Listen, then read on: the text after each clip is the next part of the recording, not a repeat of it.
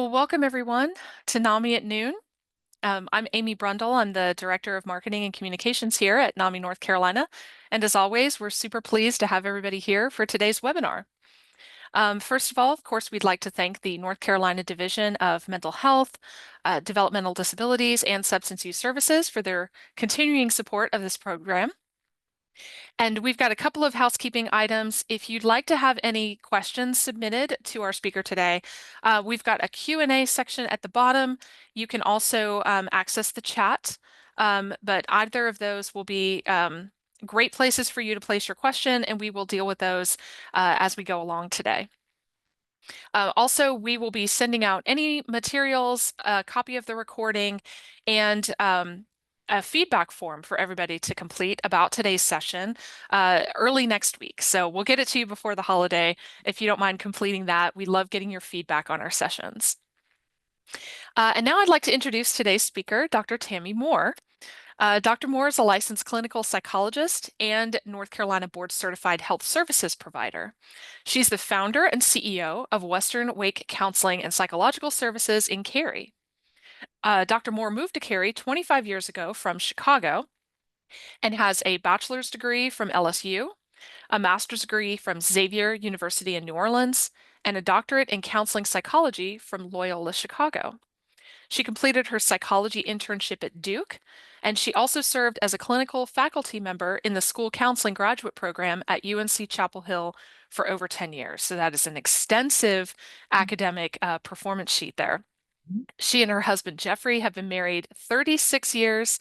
Together, they have 4 adult children and 4 grandchildren, which is going to make her an excellent expert in our topic today. Welcome, Dr. Moore. Thank you for being here today. Thank you, Amy. Thank you for that introduction. And thank you and thank NAMI North Carolina for the invitation to join you today. I am very excited to be here. This is such a pertinent topic. So many people are experiencing what we're going to talk about today. I also think it's a great opportunity for those of you listening in to become more familiar with NAMI North Carolina. I'm very proud to be a board member, and the resources and the job that NAMI does is awesome. And so looking forward to just sharing information with you about maybe a phenomenon that you're experiencing as a caregiver, and maybe you didn't know there was a name for it. There's a name for it, and we're going to talk about it and not only give you information about it, but the main thing is to share ways to help you cope, to help you manage your own care while you're caring for others. Mm-hmm. Yeah, excellent. So, if you registered for this session, you saw the title. We're talking about being a part of the sandwich generation. But for those who, maybe that's a new term or you're not entirely sure what it means, could you give us a bit of a rundown on what the sandwich generation actually means? Yes, thank you. The name sandwich, first of all, it's lunchtime. Uh, so if you're having a sandwich or think about your favorite sandwich, whether it's peanut butter and jelly or ham and cheese, the contents in the middle is what we're talking about. Basically, we're looking at sandwich generation includes typically individuals between the ages, usually 40s to 70s. And the two ends, think about the bread, usually what it involves is you are supporting an aging parent Mhm. while also supporting either school-age children, college-age children, young adults, and trying to maintain your own well-being while doing all this caring. Many people in the sandwich generation are still working full-time. So balancing a full-time job while also, perhaps noticing signs of aging with your loved ones, your parents, your in-laws, maybe another relative that you're noticing is experiencing maybe some challenges. It might be physical. Maybe they had a knee surgery, or you're noticing some cognitive changes.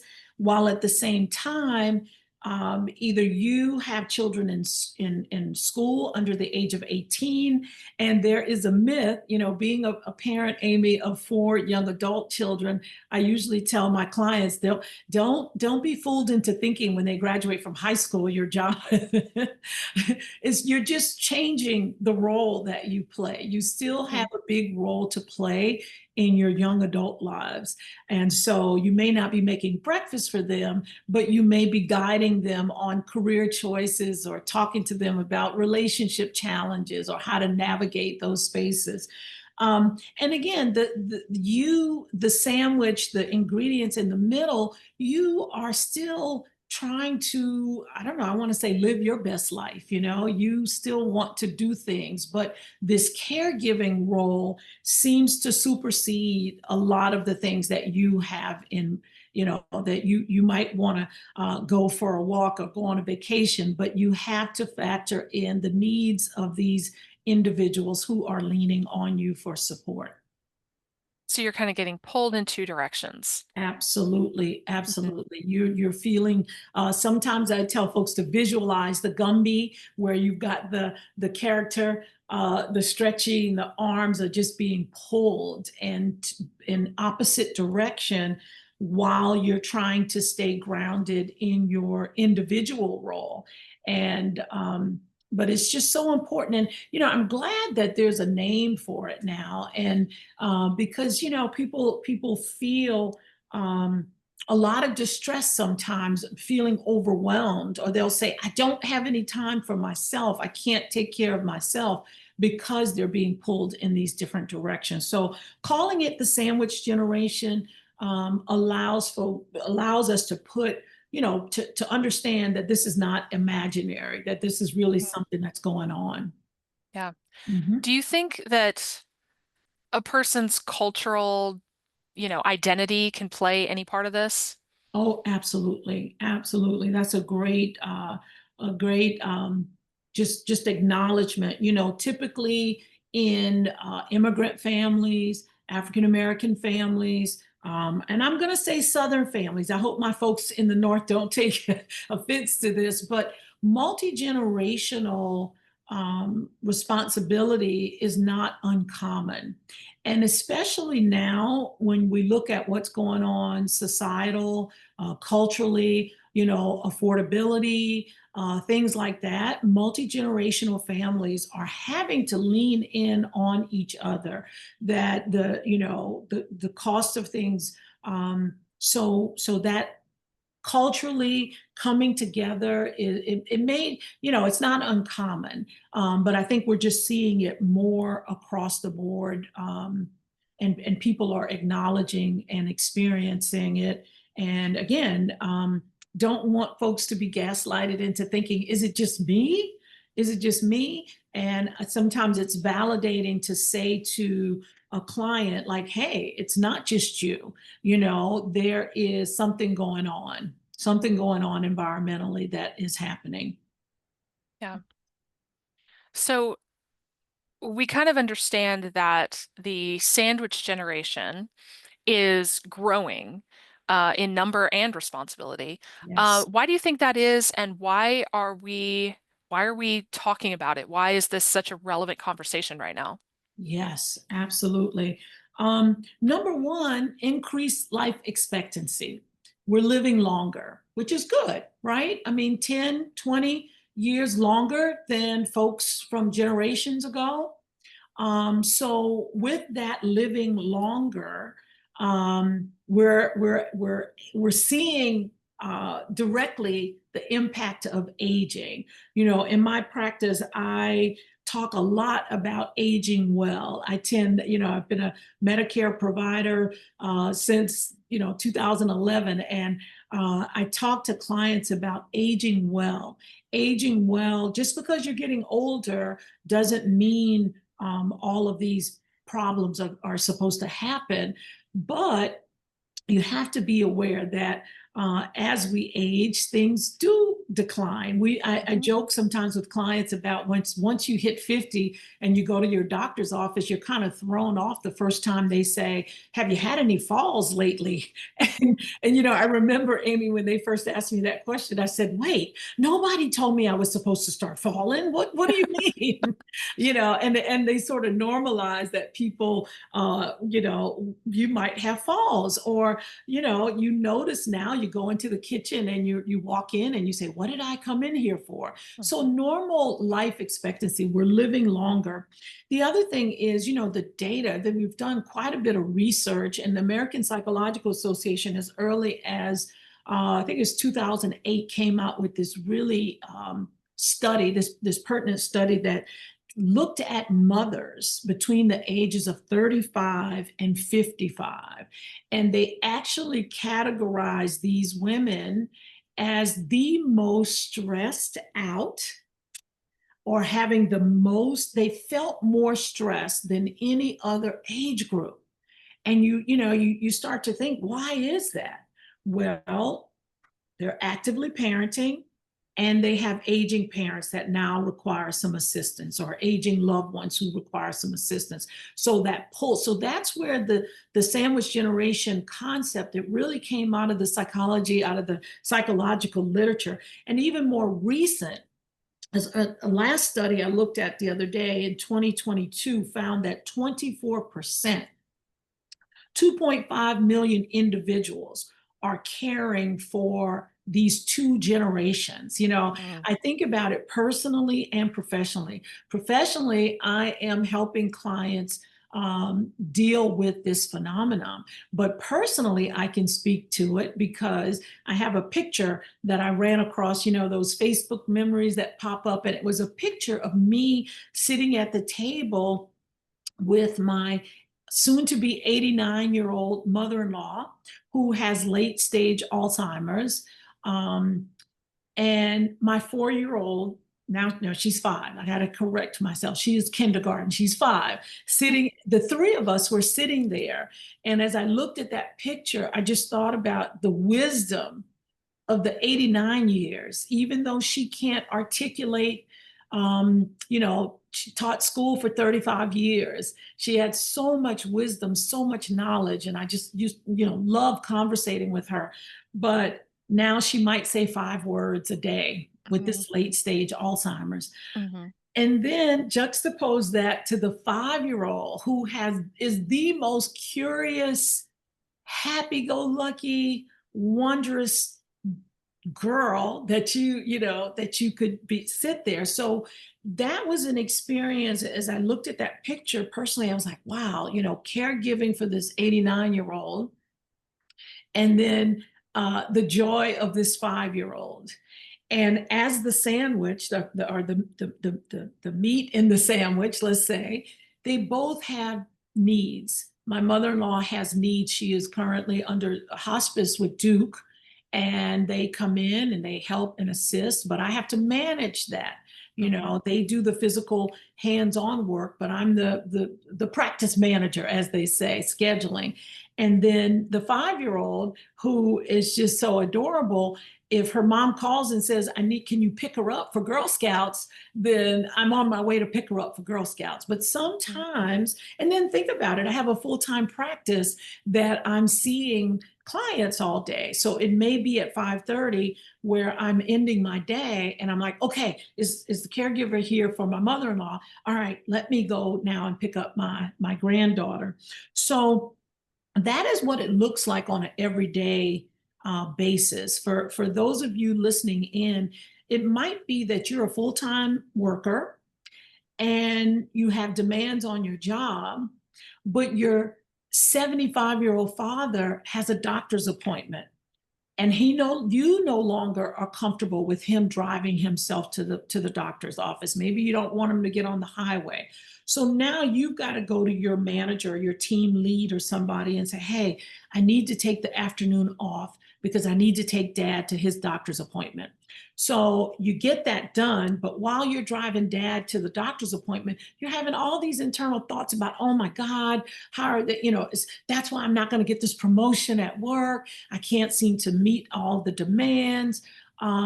These are the little things. And again, if you're in the throes of it, you may not even realize the stress that you're under, but having to navigate those two different demands. And what comes to mind, Amy, is if you've flown on an airplane and the flight attendant is giving her instructions, she says in the emergency instructions, those of you flying with small children or anyone who needs assistance, what are you supposed to do first? Yeah, put your own mask on. Thank you. Hmm. That is the answer. If you don't put your mask on and there's an emergency, you're going to perish trying to get the mask onto your granddaughter or your parent, and then you're going to perish. So the message I hope that everyone takes from this webinar today is that self-care is not selfish. Hmm. Self-care is not selfish. If you don't put your mask on or take time to care for yourself as a person in the sandwich generation, you're really not going to be able to care for anybody. So it's on the rise. 1 in 4 US adults are now part of the sandwich generation. Okay. 60% of the sandwich caregivers report psychological symptoms. And we'll talk more about that. But that's why another reason why we need to talk more about this. Hmm. Yeah. And then, of course, COVID and financial stresses and all of that makes everything so much more complicated too. Absolutely. So, Absolutely. Yes. let's talk about the psychological and mental health implications Mhm, of kind mhm. of living this reality all the time, being the project manager Yeah. for, multiple people's projects. Yes, yes, yes. And I'm so glad you brought up COVID and the pandemic, because I think we've moved on, right? Or it's Hmm. supposedly moved on. At least the world has moved on. But psychologically, I think we're still dealing with the implications of the pandemic. You know, we became even more aware of the fragility of our seniors. If you remember, during the pandemic, it was the children, they weren't in school because of the risk of germs and Hmm. getting COVID, and then our seniors. So I think that's another factor that really brought this to our attention, that our seniors and our young people were most at risk for getting the coronavirus. But let's talk about these emotional mental health implications of being in this generation. Number one is burnout. I call it caregiver burnout. Um, there's a saying about some often caregivers go first if they're Hmm. not careful, because they do forget about themselves. And we see it a lot with my aging clients. I have a lot of clients who are in their 70s and 80s and they're taking care of their spouse, been married 50, 60 years. I'll take care of my spouse. Inevitably, they forget about themselves and they may actually go or pass away before the spouse that they're caring for. So burnout is a factor. And things like decision fatigue. You're tired of making the decision. Should I go now? Should I wait till later? Should I talk to my manager now about needing to take mom for her appointment for chemotherapy? Should I wait till the day before? Should I tell them a week in advance? Things that you think are simple decisions, you get tired of making all of those decisions. Hmm. Chronic stress. So if you think about stress as just something that happens if you're on the highway and somebody cuts you off and you have a release of cortisol and you're all stressed, what we're experiencing now is more of a chronic, sort of ongoing, steady stress. Okay. I hate to call it this, or actually, it's called this in the literature. People call it heart attack stress Mm. because it's persistent. If you turn on the news, breaking news, someone said to me, you don't even get a weather report, it's extreme weather. Right. Everything is extreme. And basically the subliminal message is Be afraid, be afraid, be afraid, be on guard, be on guard. That raises your cortisol. Um, Mind, body, spirit, all connected. That's, I'm a cognitive behavioral psychologist, but I'm always talking about the mind, body, spirit connection. And a good example is, let's say Amy, you and I invited some of the folks on the webinar to come in to our office. And we said, we're not going to talk. We're just going to hook you up to a blood pressure machine and a heart monitor. We don't want you to say anything. You don't have to verbalize anything. We just want you to think about, taking your loved ones to the doctor, making sure that they've got everything they need, helping your young adult 24-year-old who graduated college and doesn't have a job and needs to move back home, thinking about that. Don't say a word, just think about it. Well, while you're hooked up to those machines and not talking, you and I, Amy, come back about 20 minutes later and all of the vitals are up. Their Hmm. blood pressure has increased, their heart rate has increased, their breathing has become more shallow. So chronic stress, if you complain of headaches, stomach aches, back pain, muscle pain, all of these symptoms can be a byproduct of the stress that you're under. Okay. I mentioned 60% of sandwich caregivers report symptoms of depression and anxiety. And let me just say a little bit about that, because a lot of people think that depression is just folks at home with the covers pulled over their head and the blinds closed. People with depression go to work every day. Hmm. They teach school, they practice law, they're physicians, firefighters, engineers. This pervasive feeling of either sadness, irritability, it's not always tears, it's not always sadness. Sometimes it's agitation, annoyance. Someone steps on your toe and you're ready to blow up something. Sometimes it can just be apathy. You don't care about anything. Maybe you used to enjoy going to the mall or getting together with friends for lunch. And now, take it or leave it.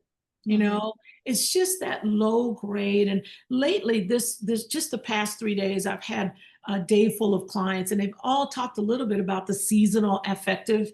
Well, I've had to tell them that they're like, I don't know what's going on. I'm feeling a little like this depression cloud is coming back. So then I have to talk about seasonal affective disorder. The days are shorter. We're not getting the sunlight that we normally get. Your circadian rhythm is off. That 1 hour time can really change up things. Um, so typically, depression, talk to your primary care doctors if you don't have a therapist. You don't need, therapists are great. We're out here to help you, but you can also go to your primary care doctor and say something's going on with my mood, anxiety, constantly worrying, overthinking, what's going to happen next, what's going to happen, and that panicky feeling. Some people feel like they're always overthinking, overanalyzing, on the verge of a panic attack.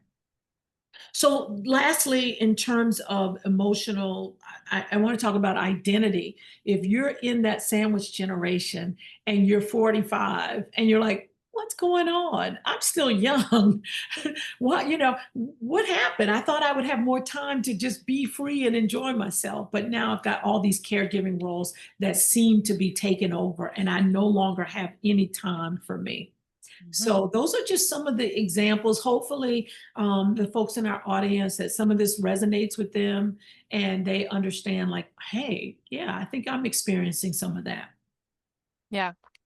And so you've done some of this. But I want to keep exploring kind of what this looks like on an everyday um, basis, Yeah. just to give people kind of context of how the project management, the constant decisions, the constant demands can really start adding up and weighing somebody down. Mm. So can you share some additional practical examples of what this looks like? Yes, absolutely. With, as we said earlier, we're living longer. So life expectancy is longer. So with aging, I want to talk a brief bit about dementia and Cognitive dementia is basically cognitive changes, cognitive problems. It Mhm. doesn't necessarily have to be Alzheimer's. Sometimes it can be Parkinson, it can be cardiovascular. Dementia is basically a problem with your cognitive abilities. You're having some issues. So when I have clients who say, something's going on with mom or dad, they're not acting normal. I usually, from a real life example, I talk about the three M's. Okay, the first M is medication. When you talk to your elder, your loved one, do they, if they're taking medications, do they know what the medications are for? Do they know when to take them? Do they have the little Sunday, Monday, Tuesday thing? Do you Mhm. find that they're missing the medication or they don't know what the medication is for? That is a sign of some cognitive challenges going on. So the first M is medication problems. The second M is money. Have you Mhm. noticed your older loved one having problems with managing their money? Maybe they're forgetting to pay a utility bill. Maybe they're overpaying. With my mother-in-law, she was so meticulous about paying her bills and keeping track of her good credit score. It wasn't until my husband discovered that she had like $1,000 credit with the utility company because she kept paying her bill. So money issues are another sign that something could be going on with your loved one. That's why they're targeted for scams. That's why these scammers out there reach out to older individuals Mhm. trying to get a hold of their money. And then the last M, so we've got medication, money, and the last M is memory. Does your loved one, do they tell the same story over and over again? They told you last night about something happening, and then the next morning they tell it to you like it's brand new and they never said it before. Or you say, "Did you have breakfast?" And they said, "No, I haven't eaten and since last night." And you see the breakfast plate on the table. Mhm. So if you notice problems with those three M's, the medication, the money, the memory, it might be a good idea to start talking with their primary care physician, maybe set up a cognitive testing, some psychological assessment for, they may just have some mild cognitive impairment, but we have to be mindful that those mild cognitive impairments is what leads progressively to dementia. Okay. So those are just some practical examples of what the aging problems look like. I think with our young adults, millennials, Gen Z, preschoolers, if I have four grandchildren. The oldest is 11, the youngest is 4. So sometimes just talking to their parents about, okay, here's what's happening at school. We yesterday in Wake County, with everything that was going on with the news, my kindergartner, quite a few of her friends were not in school yesterday. Her Spanish speaking friends were not there. So to explain to her why they weren't there, this is all, and so mom and dad have to say, okay, how much do we tell? How much do we explain? So, and then also the young adult who just graduated from college, the job market is not very good right now. So how do you keep your 23-year-old who went off to college, got this degree, and now is severely depressed, doesn't want to come out of their bedroom because they're back at home, they're back, they can't afford their own apartment, they can't afford to go and do what they did. So you're supporting that young adult as well. So in everyday terms, it just feels like as a sandwich caregiver, everybody's always needing something from you, and you are the anchor. And sometimes that anchor gets so heavy, and if you're not careful, it'll have a huge toll on you and your overall well-being. Yeah, and I would assume that so much of this is mental load on your part. Mental and also, financial as well. Mhm. Think about affordability. If you are your grandchildren need to go to childcare. But child, thinking again, having young grandchildren, I remember my daughter saying the childcare bill was almost as much as the mortgage, Hmm. paying for college and needing the money there, and then aging. So let's say you don't want mom or dad to move in with you. Have you looked into the cost of assisted living facilities or skilled nursing facilities? They can't afford it. Mom and dad are on a fixed income. So what do you do? So it's all three. It's the physical implications because you find yourself having difficulty sleeping, your appetite, you've gained some weight, even though you're not overeating, you've lost weight. And so you've got these physical changes, you've got the financial stressors of how do we, if I'm the anchor, how can I support my loved one by paying for paying for childcare and elder care Hmm. expenses. Okay. And then emotionally, just the fatigue of just feeling like everybody's dependent on me. Everybody's, calling my name and they need my help. Yeah, absolutely. Mhm. So we touched on this, but I want us to go a little bit deeper into some of the cultural Yes, expectations or trappings, for lack of a better word, that might make this more complicated, or some of the community or institutional factors that might complicate this. absolutely. I work a lot with African American families, immigrant families, across the spectrum. But when I think about African American families in particular, I think about our strong faith tradition. Okay, the church. If you do, you look at any survey, it'll tell you 99% of African Americans, Black families believe, whether they go to church or not, believe in a higher power. They believe in God. And whether they call God Jesus, Allah, Buddha, Mother Earth, they believe in a higher power. But the problem comes with the stigma associated with needing help. Mm-hmm. Okay. This sort of pray it away, take it to the altar, which is all great. I'm a person of faith myself. So when a client says to me, I pray and I lean in on my faith, I'm like, that's great. That half my job is done. If you've got that, I can give you some more tools, but if you start there, you're going to be okay. But what happens often, Amy, I find it, particularly in the Black community, is we will take something to the altar for prayer and we'll ask the congregation to pray over it. We'll ask the pastor to pray over it. And then as the masses or the service is ending, we pick it up and we take it with us. Right.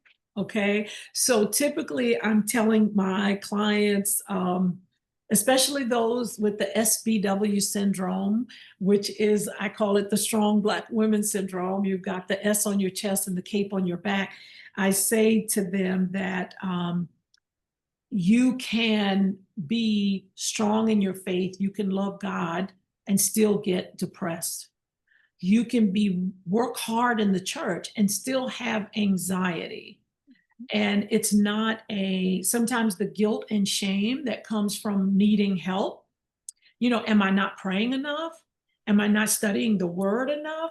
And so trying to dispel the myths about um, having a mental health crisis means lack of faith. That we just want to dispel that. And again, taking away the stigma. I like to tell folks that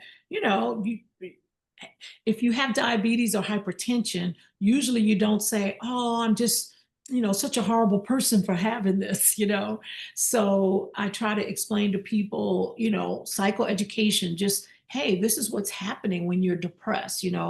I was explaining to a gentleman a couple days ago. He's retired, and I said to him that seasonal affective disorder, your circadian rhythm and your sleep and not getting the sunlight can exacerbate your depression. It's like, oh, okay, that makes sense. People feel better when you tell them it's not a sign of weakness or lack of Hmm. faith when you're having a mental health disorder, mental health crisis, and just feeling overwhelmed, feeling scared, feeling nervous.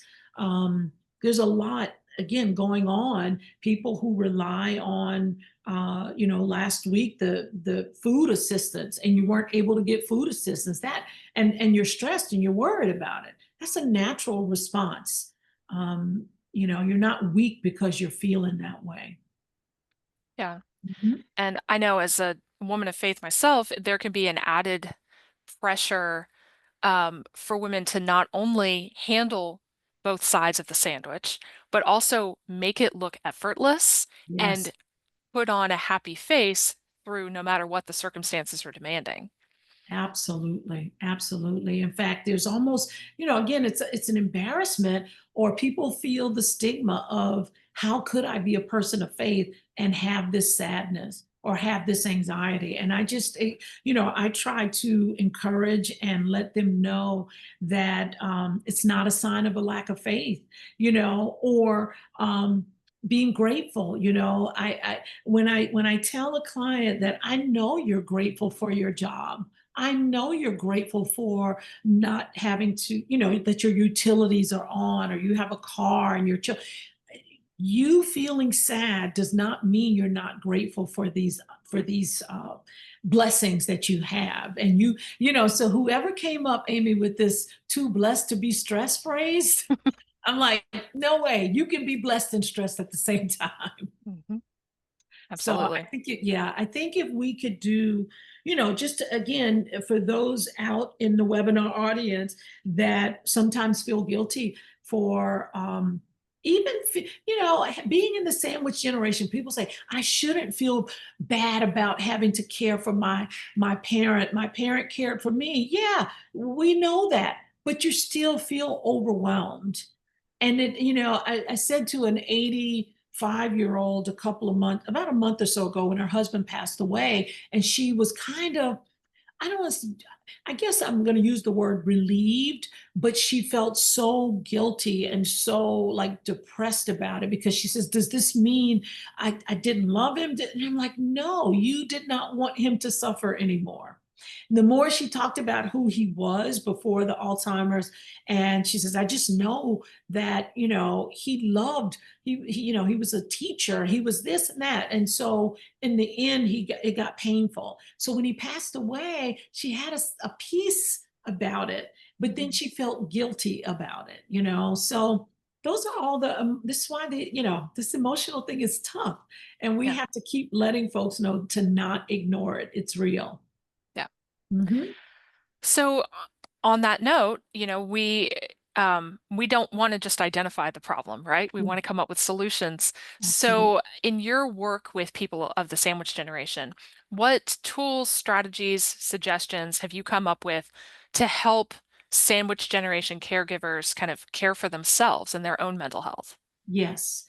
So the word that I use often in therapy with my clients is intentionality, or being intentional. I usually tell them that you can't take a laissez-faire approach to your mental health. Mhm. And that comes from my training as a cognitive behavioral psychologist.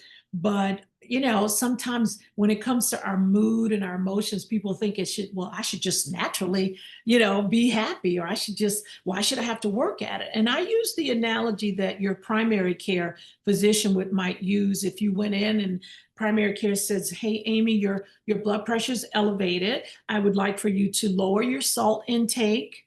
I would like for you to stay hydrated, drink more water. I'd like for you to walk at least 10 or 15 minutes a day to get your exercise. Those are all practical, intentional applications to improve your hypertension.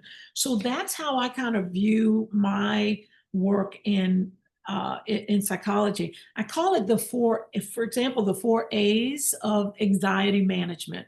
So someone says, I'm super anxious, I worry all the time, I don't know what to do, I'm just consumed by this worry. So I call it the 4 A's. The first thing I tell clients is you have to be aware of what's going on in your head. So check Mhm. in with yourself. What are you thinking? What are you feeling? The second A is acknowledge. Can you tell someone, hey, I'm feeling a little overwhelmed, I'm feeling stressed, I'm really having a lot of grief right now. I'm thinking it's the holidays, and oh my gosh, Thanksgiving, Christmas, there's an exacerbation of grief for a lot of people who realize that they'll say, Mom used to make the turkey and she's not here anymore. And the Hmm. tears will flow, and I explained to them that even if it was 5 years ago, 10 years ago, holidays, anniversaries, birthdays all can reignite that grief. Okay. So acknowledge, don't try to hide it, internally, and just tell somebody, I'm feeling kind of sad, I'm feeling down. And if you can't acknowledge it to another person, if you are a person of faith, acknowledge to God and say, hey, God, I'm feeling sad today. I'm still a believer. I still study the word. I still pray, but I'm feeling kind of sad. Acknowledge. The next A is the hardest, and that's acceptance. Somehow we've come to believe acceptance means approval or agreement, and I'm like, nope, acceptance just means it is what it is. Hmm. It doesn't mean you have to agree with it or approve it. You just say, well, this is how I'm feeling. And then the last A is the action. What do I do? How do I respond to it? I tell my clients often, you cannot help the way you feel. Nobody should tell you you shouldn't feel that way. You ought not feel that way. You're too blessed to be stressed type of stuff. You Hmm. cannot help the way you feel. It's like a volcano inside of you that just bubbles up, okay? You can't help the way you feel, but you can help the way you respond to the feeling. Okay. So that's what that last A is about. What am I going to do about this feeling? So, some practical examples for sandwich generation caregivers. First thing is give yourself permission to not be perfect. You're going to drop the ball. You're going to forget about an appointment. Mom was supposed to go to her hearing aid doctor, and I got so busy at work because this team meeting had to happen. This project needed to get done, and I forgot about the hearing aid appointment. Okay, call up and reschedule. Don't get in the crock pot I always say, don't get in the crock pot with the misery. You get in that crock pot and you will just marinate in misery. Oh, I'm such a horrible person. How could I forget? How could I have forgotten this? Don't try to be perfect. I have a saying that I tell clients often: perfectionism makes good enough look bad. Hmm. Okay. And that goes with children, with your school age children. Don't be that parent or caregiver, sandwich generation caregiver who has a kid with five A's and one B, and you only focus on that B. That's not that you're setting them up for the perfectionism. So understand the myth of doing it all. And Hmm. multitasking is overrated. I know 20 years ago it was a big thing for women in the workplace. They had this Virginia Slims commercial, which, by the way, was advertising cigarettes, but it was about women being able to do it all. We could go to the office, we could cook the food, clean the house, we could do it all. Well, guess what? The research has shown it was a big myth. We Hmm. can't do it all. You will do better if you're mindful and focus on one thing at a time to the best of your ability. The next thing I think sandwich generation caregivers need to work on is delegation. Hmm. Can you delegate something to someone? I talk to folks who are caregiving for a loved one, and I'm like, can you get somebody to come in and help just for 2 hours? Maybe you can't afford, somebody to come for 8, 10 hours, but 2 hours in the morning to help mom get up and get dressed, or 2 hours in the evening to help dad get ready for bed and get in the bed. you know can you delegate? If you have siblings, often I will see the person in therapy that says, Dr. Moore, I have to do it all. My siblings, they don't help out. And quite often I will say to them, Amy, well, have you asked? Hmm. Have you made a request? you know in the caregiving for my mother-in-law, I'm very fortunate. We have a brother-in-law and sister-in-law in Fuquay, and we say, hey, we're going up to the mountains this weekend. Can you guys help out? If I didn't ask, they may not volunteer, but you have to ask, and then they're glad to help out. If you plan, we like to travel, my husband and I, so we know where we're going in February. So I will send out a notice to the siblings to, in Texas and Florida and North Carolina, say, hey, can you guys come for the week? Ask for help. Don't just feel like you have, let them tell you no. Because often I will say, have you asked? No, but I know they just won't do it. I said, well, you can't say that if you did not ask. If they tell you no, that's a different story. But if you haven't asked, then you have to take ownership of that. Okay. Um, Also, think about boundaries.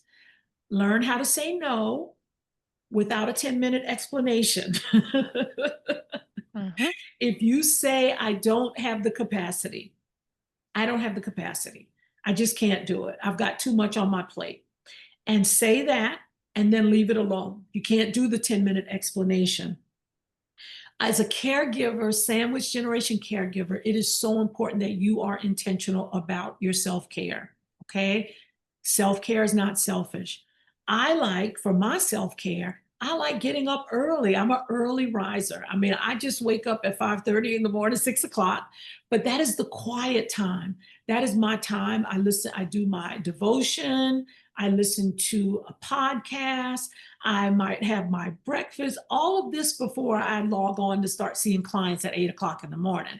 But that is my time so that I'm well. So think about, for you caregivers out there, do you have a morning ritual?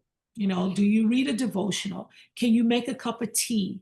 Can you practice some breathing? Can you listen to some music? This is only for you to nurture yourself, setting one small goal a day.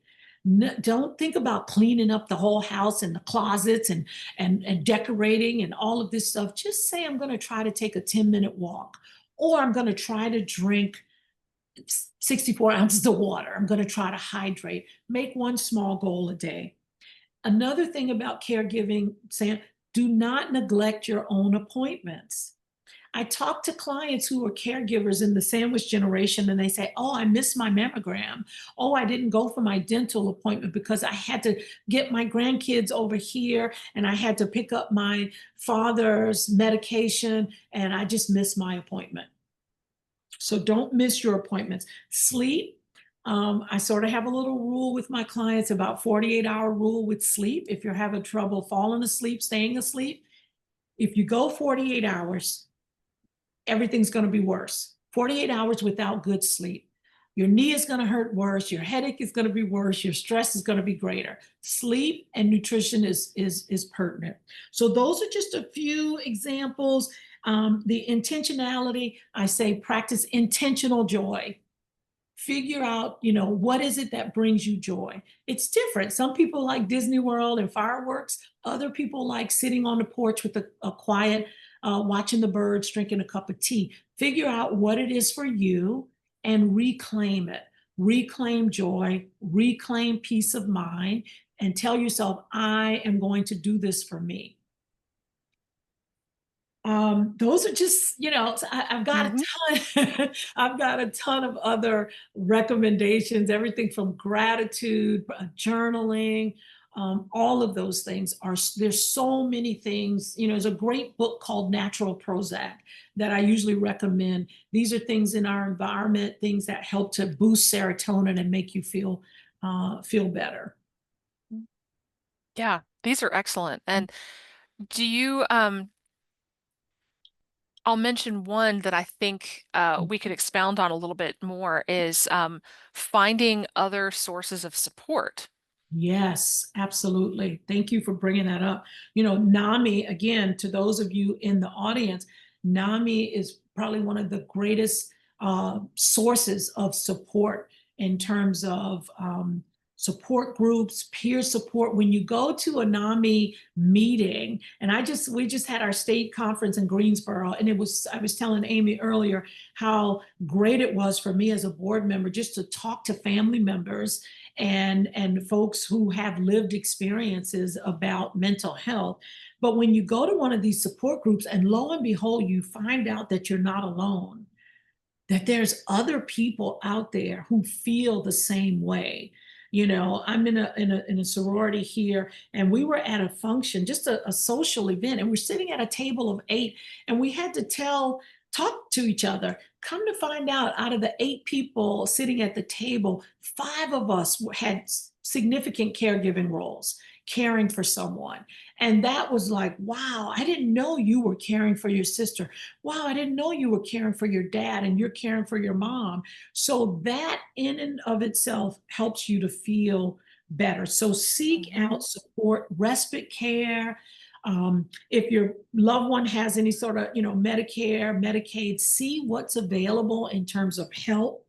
Your churches, lean into your faith communities for support groups, and of course, counseling and therapy. Um, there are more, there are many folks, I don't want to say many like me, there are quite a few therapists, psychologists, social workers, counselors. Get that insurance card that you have, flip it over, call that number on the back of your card, and ask about mental health providers.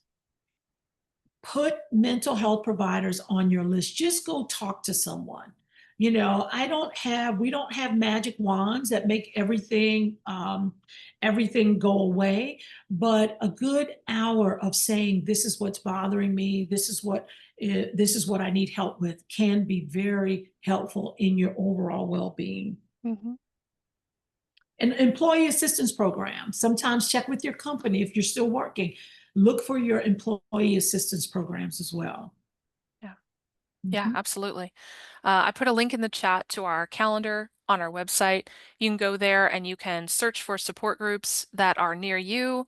Of course, that's just a link for the NAMI support groups, but we do offer in-person and virtual options around the state. So we encourage people to take a look at that Mhm. as well. Yes. We've got a couple of questions from the Okay. audience, if you don't mind. Yep. So, and feel free for the next few minutes if you have additional questions on this topic. Please feel free to add those. We'll be happy to take them. But one is, as a Medicare provider, do you experience challenges billing and being reimbursed for mental health and peer support? Absolutely. Mhm. Did you just read my mind? I was talking to Amy about it earlier. Um, there was no, honestly, like I said, I've been a Medicare provider since 2011. But when the pandemic happened in 2020, that was the beginning of as a provider, every 5 years, you have to renew your contract. No problem, nothing, I love talking to older adults. I always say my grandmother had sisters, and I was that kid sitting on the porch listening to these conversations. It's probably why I'm a psychologist today, but I really enjoy it. But what happened was during the pandemic, we had to move out of our office. I've had 2 office assistants. Well, lo and behold, Medicare was sending my renewal reminders to the old address. I never got it. So even after, 15 years of being a provider, they said, oh, sorry, Dr. Moore, you got to start all over again. So it is, I'm working it out. We're working it out. And come January, we'll have it all fixed out. But there aren't a lot of, it's hard to find providers that will accept Medicare, Medicaid. And it's not because we don't want to serve, but I think they just make it so challenging for Mhm. providers to get reimbursed. But it can be done. And there is something about seeing folks over 65 that I just really love. This particular area I'm in Cary, we have the highest percentage of well seniors in the state of North Carolina. So this zip code actually, and these are folks that are typically well, but they're dealing with the loss of a spouse, their memory challenges.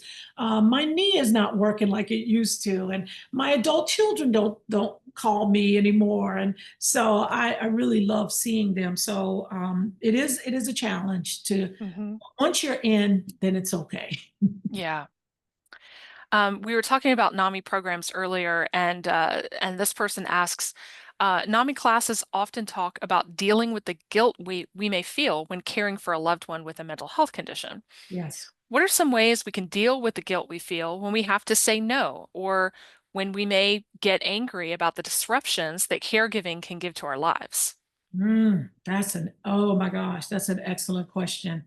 And it's so layered, I don't want to give you just a straight answer because it's so layered. And at the NAMI convention conference in Greensboro, sitting in workshops, listening to parents, caregivers. My son has schizophrenia, bipolar. He won't take his medications. He's fine when he takes his medications, but when he doesn't take them, it is horrible. So we talked about strategies, asking open-ended questions rather than immediately giving instructions and telling them what to do. In terms of your own personal guilt feelings, understand that it's probably part of the caring role. The you can have I tell clients all the times, you can have 2, 3 different emotions at the same time. When I think about complicated grief, people who lost a loved one that they had unresolved issues, maybe you lost somebody you love, but at the time of their death, things were unsettled. Hmm. So you can grieve their death but also be angry with them for Hmm. not resolving that conflict.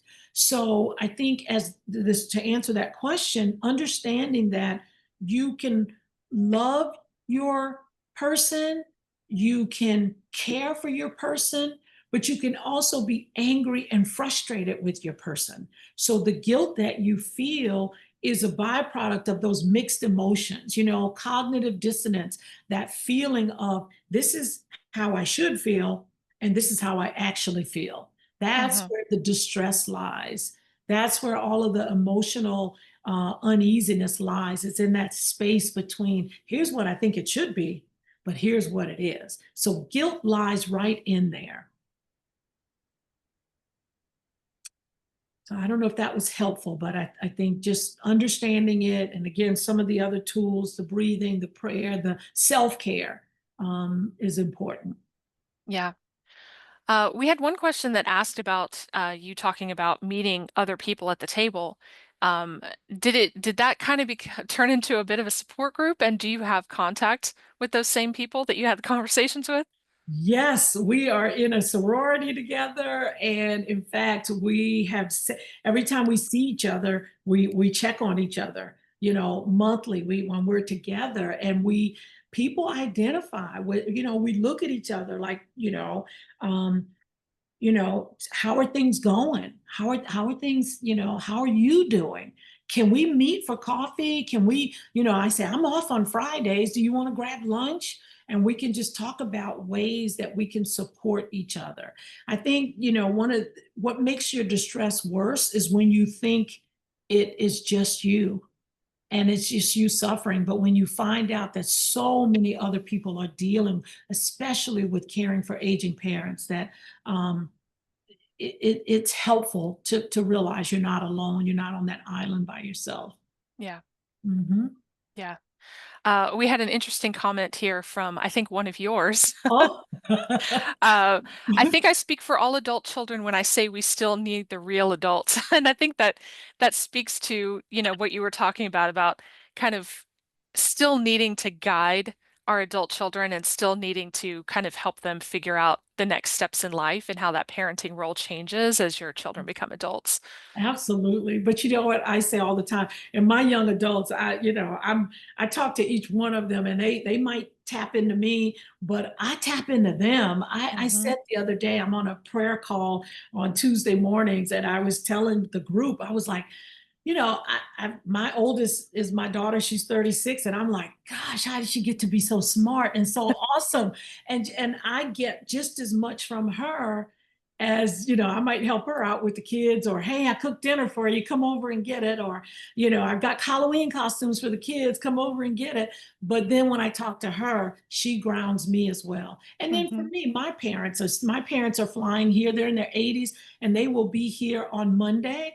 And I'm so grateful because my mom's traveling from New Orleans, and we Thanksgiving, I'm just going to be her sous chef. I'm going Hmm. to clean up and chop whatever she tells me to chop. So, um, being grateful, being present, that is just so invaluable. If you often, I tell clients, when you're feeling distressed, I can almost guarantee that you are thinking about something that happened in the past, last week, last month, last year. Why did I do that? I should have done this. I wish mom had saved more. I wish they'd written out a plan of what we're supposed to do. What? That's the distress. Or it's something that might happen. How fast will this disease progress? Hmm. When will she not know her name? Will she? So if you come to the present moment and practice it in a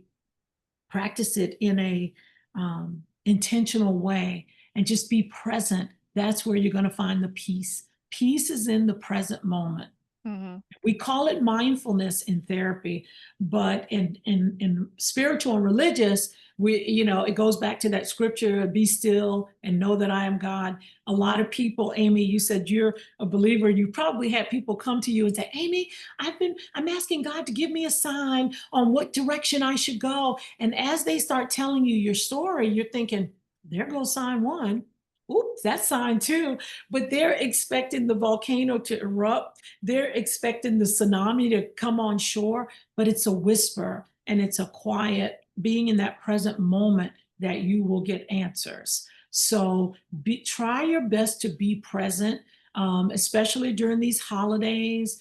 If you feel grief, which again, we're going to remember our loved ones who are not here, but rather than getting in the crock pot with the misery, figure out how you can honor them. Maybe get one of those battery operated candles and sit it on the table and say, this is the light that mom, she's not here with us physically anymore, but we're going to light this candle so we can honor her, or we're going to pull out some pictures, and we're going to share with each other. So sit with acknowledge the grief, but don't get in the crock pot with it. Be intentional about finding joy and reclaiming your peace. Absolutely. Mhm. Well, Dr. Moore, I think we could ruminate on this topic for another hour, but I am going to close it up here. And thank you so much for your incredible insights, your stories, and just for being a spokesperson and an advocate for people in this generation who so often feel undersung and unseen.